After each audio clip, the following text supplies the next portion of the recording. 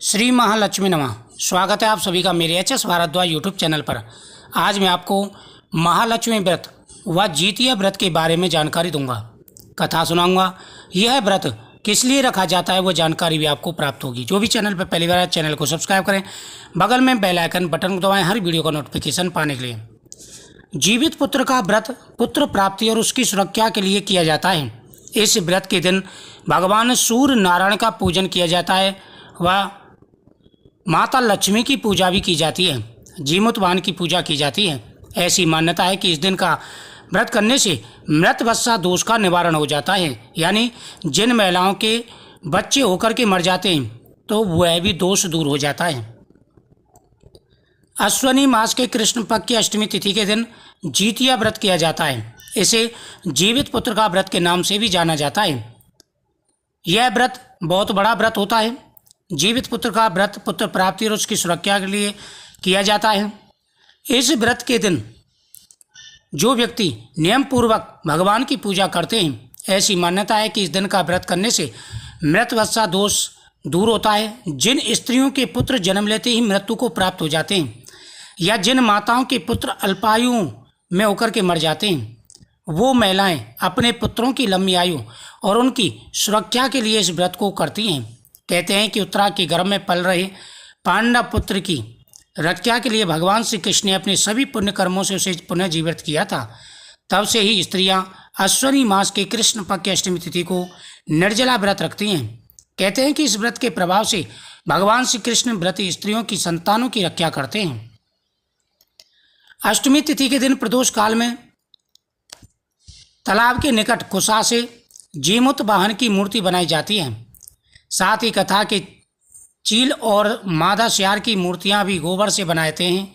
सबसे पहले जीमूतवाहन को धूप दीप फूल और अक्षत चढ़ाएं तथा चील और श्यार को सिंदूर से टीका लगाएं। उसके बाद व्रत कथा का पाठ करें और अंत में आरती की जाती है। इस दिन पूजा में पेड़ा, दूब, खाना, चावल, 16 गांठ का धागा, इलायची, पान, सुपारी, बांस के पत्ते चढ़ाएं। जितिया के पूजन में सरसों का तेल और खली भी चढ़ाई जाती है, जिसे बुरी नज़र दूर करने के लिए अगले दिन बच्चों के सिर पर लगाया जाता है। साथ ही इस दिन माता लक्ष्मी का पूजन भी होता है। माता लक्ष्मी का पूजन भी पुत्र प्राप्ति व धन प्राप्ति के लिए किया जाता है। तो दोनों ही व्रत एक दिन पड़ते हैं। जीमूतवाहन जितिया व्रत, जीवित पुत्र का व्रत जिसे कहते हैं, और साथ ही महालक्ष्मी व्रत, दोनों ही ये एक दिन पड़ते हैं। अब मैं आपको जितिया व्रत की कथा सुना रहा हूँ, ध्यान से सुनना है। ये कथा सुनने से संतान पुत्र धन की प्राप्ति होती है। हर प्रकार की मनोकामना पूरी हो जाती है। कहते हैं कि व्रत रखा हो और कथा ना सुनी हो तो व्रत का कोई फल नहीं मिलता। कथा की बात है कि सतयुग में गंधर्वों के एक राजकुमार थे जिनका नाम जीमूतवाहन था। वे बड़े ही धर्मात्मा, परोपकारी और सत्यवादी थे। यानी सतयुग की यह बात है। एक राजकुमार था जिसका नाम जीमूतवाहन था। वह सत्यवादी था और धर्म पर चलने वाला था, परोपकारी था। जीमूतवाहन को राज सिंहासन पर बैठाकर उनके पिता वन में प्रभु का स्मरण करने चले गए, लेकिन उनका मन राजकार्य में नहीं लगा। वे राजपाट की जिम्मेदारी अपने भाइयों को देकर अपने पिता की सेवा के उद्देश्य से उनके पास वन चले गए। जब उन्होंने देखा कि उनके पिता उनको राजपाट सौंप करके वन के लिए चले गए, भगवान की तपस्या करने के लिए चले गए, तो जीमूतवाहन का भी मन नहीं लगा। उन्होंने भी अपना राजपाट अपने भाइयों को सौंप दिया और वो भी अपने पिता की सेवा करने के लिए वन की तरफ चल दिए। वहाँ रह कर के वह अपने पिता की सेवा करने लगे तो और भगवान की तपस्या करने लगे। वन में ही उनका विवाह मलयवती नाम की कन्या से हुआ।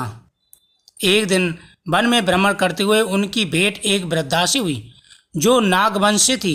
वह काफ़ी डरी हुई थी, रो रही थी।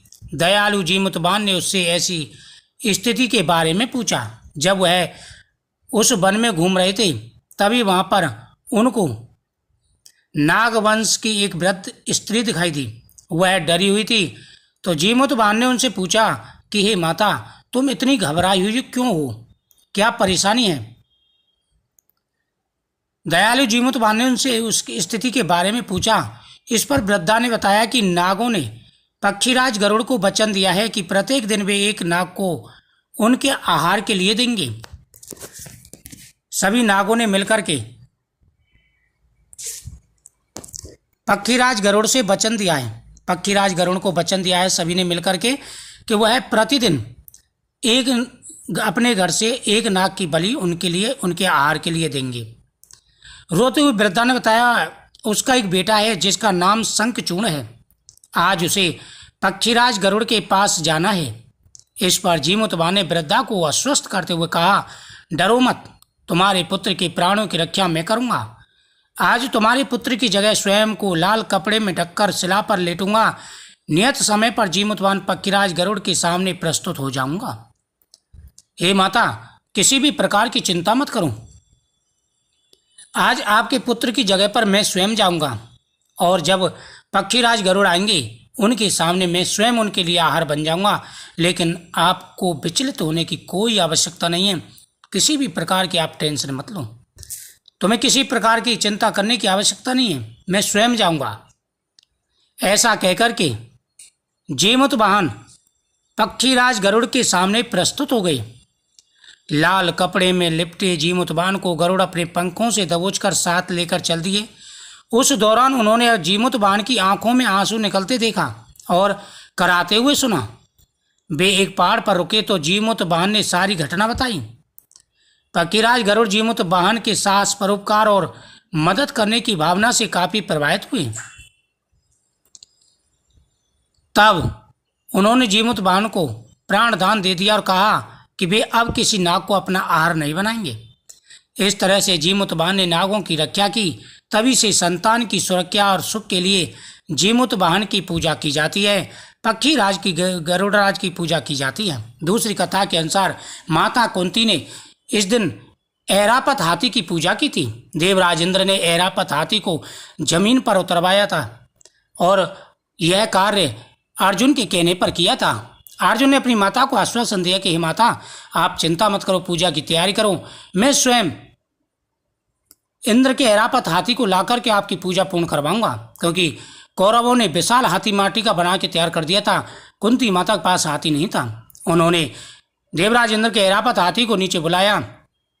उस पर माता लक्ष्मी की मूर्ति स्थापित की गई और विधि विधान से पूजा की गई। पूजा करने से उनके सभी कष्टों का निवारण हुआ। तो ये 2 व्रत हैं, बहुत बड़े व्रत हैं। विधि विधान से इस दिन माता लक्ष्मी की पूजा करें और साथ ही जो जितिया व्रत करते हैं वो जितिया व्रत करें। इस दिन गौ माता की पूजा करें, दान पुण्य करें, पीपल वृक्ष के नीचे दीपक जला परिक्रमा करें, भगवान शिव की पूजा करें। आपकी सभी मनोकामनाएं पूरी होंगी।